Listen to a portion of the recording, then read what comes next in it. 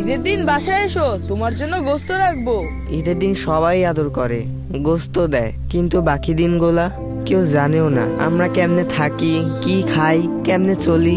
বাসায় এবার বইল কুরবানির চামড়াটা যেন খুব যত্ন কইরা ছাড়ায়। গতবার কসাইরা তোমাকে চামড়া নষ্ট করছিল, ওই নষ্ট চামড়া আমাকে এতিমখানায় দিছিল, কোনো দাম পাই নাই। আর দাম না পাইলে সারা বছর আমাকে লেখাপড়া খাওয়ান দাওয়ানের টাকাই বুকই থেকে। দেশের অসহায় দরিদ্র এতিমদের সহায়ে আপনার কোরবানির চামড়ার মান অক্ষুণ্ণ রাখতে সঠিক পদ্ধতিতে চামড়া ছাড়ান।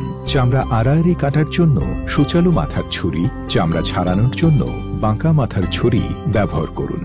চামড়ায় লেগে থাকা রক্ত, মাংস, চর্বি, পশম সম্পূর্ণ অপসারণ করে ভালোভাবে পানি দিয়ে ধুয়ে নিকটস্থ মাদ্রাসা এতিমখানায় দিয়ে দিন।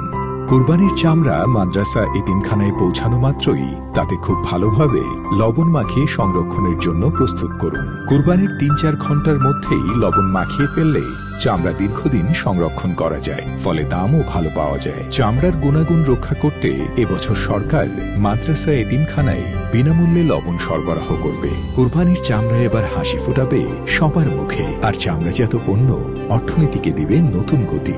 জাতীয় সম্পদ চামড়া রক্ষা করব আমরা। ওয়ালটন বিএলডিসি ফ্যান, খরচ বাঁচে 65% পর্যন্ত। ওয়ালটন বিএলডিসি ফ্যান ছড়ায় স্বস্তির সবুজ হাওয়া।